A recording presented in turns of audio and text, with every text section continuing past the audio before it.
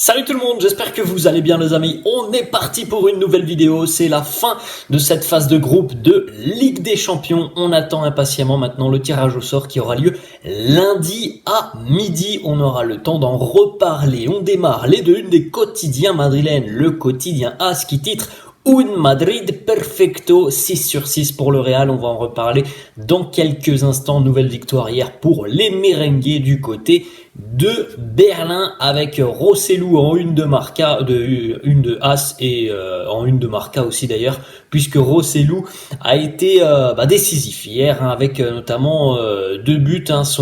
Son jeu aérien a encore une fois été prédominant. On sait que c'est un joueur qui a d'énormes qualités dans le jeu aérien. Le quotidien Marca qui titre lui aussi Pleno con cabeza, le plein avec la tête. Vous voyez cette image de Rossellou notamment qui prend l'avantage très largement sur le défenseur de l'Union. On continue, donc voilà le résultat de cette victoire hier du côté de Berlin, 3-2 pour les merengues, il y avait 1-0 pour l'Union juste avant la mi-temps, l'ouverture du score de Kevin Volland. À noter que Luka Modric a raté un penalty là aussi juste avant la mi-temps, et puis ensuite en seconde mi-temps, Rossellou qui y va de son doublé, 61e, 72e, l'égalisation 85e de Kral avant le bijou de Dani Ceballos sur un joli service aussi de Rodrigo à la 89e minute. Voilà les deux hommes qui ont marqué donc hier lors de cette rencontre. Dani Ceballos, très joli but, et Rossellou d'ailleurs. Carlo était très satisfait de la prestation des deux joueurs qui ne sont pas des titulaires en puissance depuis le début de saison. Ce sont des joueurs qui obtiennent quelques minutes par-ci par-là. C'était le cas hier. Ils ont bien répondu avec ce doublé pour Rossellou et ce but aussi magnifique d'ailleurs de Dani Ceballos en fin de rencontre. Carlo très satisfait de la prestation et qui a dit tout simplement que le gros point positif de cette rencontre, c'était justement le match de deux joueurs qui ne jouent pas forcément beaucoup. Ensuite, on regarde les amis la compo de Carlo hier pour ce déplacement du côté de Berlin. On retrouvait donc Kepa dans les buts. Grande première, le retour de Kepa depuis après un mois et demi d'absence. Alaba Nacho en charnière, Vasquez à droite, Fran Garcia à gauche. Modric, Dani Ceballos, Fede Valverde qui a été remplacé à la mi-temps, Bellingham, Rodrigo et Rossellou. Donc on pouvait s'attendre à voir un petit peu plus de rotation étant donné que ce match n'avait pas forcément un enjeu important pour le Real. Ce qui me surprend, c'est une équipe évidemment encore une fois très sérieuse de la part du Real. Ce qui me surprend un petit peu au cours de cette rencontre, c'est que on laisse jouer Jude Bellingham 95 minutes. Est-ce que c'était nécessaire? Je ne pense pas. On aura une petite explication de Carlo dans quelques instants, mais voilà, pour moi, c'est quand même prendre un gros risque et surtout par rapport à la surcharge et à la répétition des matchs, je ne suis pas sûr que Bellingham avait besoin de jouer 95 minutes hier. Bon, c'est le choix de Carlo. On note la bonne prestation notamment de Fran Garcia. Ça faisait très longtemps aussi pour lui qu'il n'avait pas été titulaire. Il a sorti un très bon match. On regardera les stats dans quelques instants. On continue les amis avec une petite information sur cette journée de mercredi. Donc retour à Madrid évidemment aujourd'hui et jour de repos accordé par Carlo. Reprise de l'entraînement ce jeudi demain avec la préparation de la rencontre face à Villarreal ce week-end. On fait un petit point sur le classement donc de ce groupe C. Le Real termine donc en tête avec 18 points, 6 matchs, 6 victoires. Le bilan est parfait pour les merengues. Naples termine deuxième avec 10 points. Braga est reversé en Europa League avec 4 points. L'Union termine quatrième et bon dernier. On rappelle que c'était la première participation en LDC des Berlinois. Donc 2 petits points pour l'Union. Vous pouvez jeter un petit coup d'œil les amis. Alors évidemment on attendra aussi la fin de cette phase de groupe de Ligue des Champions ce soir avec notamment le groupe du Paris Saint-Germain qui est très important. En tout cas on peut déjà regarder quelles sont les équipes qui sont assurées d'être qualifiées en tant que premiers et puis les adversaires potentiels du Real. C'est ça qui nous intéresse à l'heure actuelle. Pour le moment on connaît 5 équipes qui sont donc officiellement deuxièmes de leur groupe et donc ce sont des adversaires potentiels pour le Real.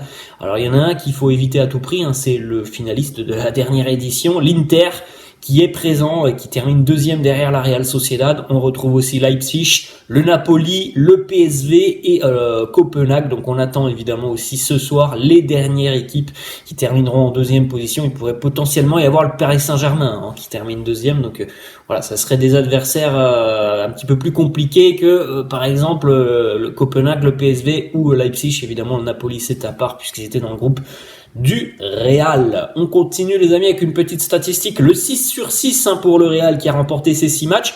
C'est pas le cas très souvent côté merengue, c'est arrivé 3 fois dans l'histoire du Real, saison 2011-2012, 2014-2015 et évidemment cette année 2023-2024. À noter la petite stat sur les 2 précédentes éditions où le Real a remporté ses 6 matchs de phase de groupe, à chaque fois les merengues ont été éliminés en demi-finale de la Ligue des Champions, donc on espère que ça ne sera pas le cas cette saison. On en a parlé un petit peu tout à l'heure, Luka Modric a raté un penalty juste avant la mi-temps, c'est assez rare pour le souligner.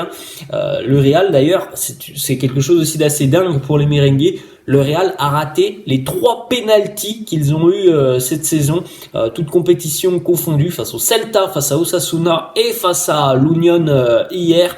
3 pénaltys consécutifs ratés par les merengues, c'est le pire total du Real depuis 2013-2014. Voilà, c'est une petite stat assez parlante. Il y a plus de Karim Benzema maintenant qui tire les pénaltys et on a du mal à trouver le joueur qui doit tirer les pénaux. Côté merengue, une petite photo justement de Luka juste après le penalty raté, la déception, la tristesse sur le visage du numéro 10 du Real qui n'a pas l'habitude évidemment de rater ce genre de situation. Petite déclat justement de Carlo sur les penalties, il nous dit les penalties, c'est difficile de trouver une explication. Modric a l'habitude de les marquer. Il est toujours très très froid dans son approche d'un penalty. On va essayer de trouver un joueur qui est capable de les marquer. Pour le moment, Bellingham n'a pas essayé. Bellingham, Rodrigo ou encore Rossellou sont les joueurs qui devraient à l'avenir, s'il y a de nouveau un penalty, être désignés côté merengue. On regarde une petite stat sur la première mi-temps du Real qui a réalisé 483 passes en première mi-temps face à l'Union. C'est le plus haut total dans un match de Champions League, tout simplement depuis que Opta analyse les stats de la compétition, donc depuis 20 ans, 2003-2004. C'était assez impressionnant sur la première mi-temps. La maîtrise merengue et aussi le fait que l'Union laissait complètement le ballon au Real. Regardez d'ailleurs les stats de la première mi-temps, qui d'ailleurs n'a pas permis au Real de mener malgré toutes ces statistiques hyper positives. 11 tirs à 4, 2 tirs de grosses occasions à 2 pourtant, 78% de possession, mais c'était bel et bien l'Union qui menait à la mi-temps avec le but juste avant la mi-temps. Et puis en tout début de rencontre, encore une fois, les merengues qui n'étaient pas rentrés dans leur rencontre, il y a eu une grosse situation en tout début de rencontre dans la première minute. On continue avec donc l'explication de Carlo sur l'utilisation de Jude pendant 95 minutes. Il nous dit Jude était en très très bonne condition, il est en grande forme, il n'y avait aucun risque. Bon, après chacun voit ça comme il lui semble, mais il me semble tout de même que même s'il n'y avait aucun risque, ça aurait été astucieux de laisser reposer Jude une demi-heure par exemple à l'heure de jeu. Bon, ça n'a pas été le choix de Carlo. On continue les stats de Bellingham parce que, en tout cas, oui, il a sorti son match encore une fois, Jude. Hier, une passe D, 107 ballons touchés, 95% de passes réussies, 3 passes clés, 4 sur 4 en ce qui concerne les longs ballons, 3 sur 4 pour les dribbles, 6 duels gagnés, encore un match énormissime, de Jude Bellingham, qui d'ailleurs a reçu un carton jaune hier, et ça a une importance et ça pourrait avoir une incidence, puisque si Jude prend un carton jaune lors des huitièmes de finale de la Ligue des Champions, par exemple au match aller, il ratera le match retour. Il a déjà reçu 2 cartons jaunes donc depuis le début de la compétition. Un troisième, ça sera synonyme d'un match de suspension, et ce serait évidemment une très mauvaise nouvelle pour le Real. À noter aussi que il n'a pas joué hier, mais que Camavinga est lui aussi sous le coup d'une suspension.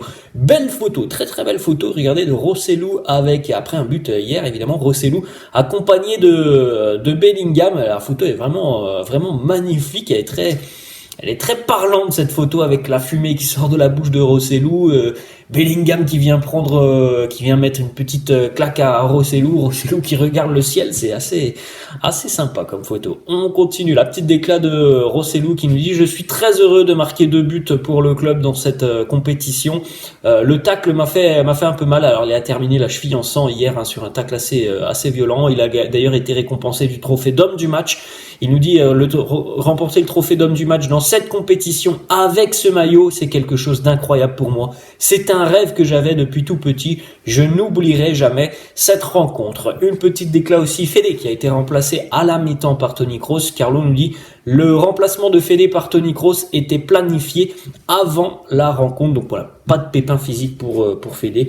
Tout le monde est rassuré. Les stats d'ailleurs de Toni Kroos sur la seconde mi-temps: 45 minutes, 95% de passes réussies, 71 ballons touchés, 10 passes qui entrent dans le dernier tiers du terrain adverse, 3 sur 3 pour les longs ballons, 2 récupérations de balles. On continue. Carlo qui nous dit de la prestation de Fran Garcia: il a été très bon aujourd'hui, il a même obtenu une passe décisive. Ça fait du bien parce que c'est quand même en demi-teinte, hein. Depuis le début de saison, on attendait mondes et merveilles de Fran Garcia. Bon, on va pas dire qu'on a été déçus, mais en tout cas, on attendait mieux depuis le début de saison. Hier a été un match, je pense, référence pour lui, une passe D, donc match total, hein, pour Fran Garcia, avec 83 sur 91 pour les passes, 91% de passes réussies, 3 occasions créées. C'est 111 ballons touchés, 9 passes qui entrent dans le dernier tiers du terrain adverse, 3 récupérations de balles, 1 dégagement. Voilà, c'était un match très solide pour Fran et ça fait plaisir. On continue les amis avec une petite stat financière. Le Real qui s'impose donc hier et qui remporte ses 6 matchs de Ligue des Champions, c'est aussi financièrement un très joli coup puisque le Real a remporté près de 17 millions d'euros avec toutes ses victoires en phase de groupe de Ligue des Champions. On termine, on a 2 petites informations qui concernent la Copa del Rey. Le Real qui va entrer en lice en début d'année. Au mois de janvier, le Real affrontera Arandina, équipe de 4e division. Donc voilà, le tirage au sort a été plutôt clément avec les merengues. Normalement, cette rencontre aura lieu début janvier, le 6 janvier à 21h30. Ça sera en déplacement chez cette équipe de 4e division. Alors pour le moment, le stade, c'est encore un petit peu flou. Mais voilà, Arandina pour le Real, début janvier. Voilà les amis, la fin de cette vidéo. J'espère que ça vous a plu. N'hésitez pas comme d'hab à lâcher un petit pouce bleu. N'hésitez pas non plus à vous abonner à la chaîne. Je vous laisse et je vous dis à la prochaine. Ciao.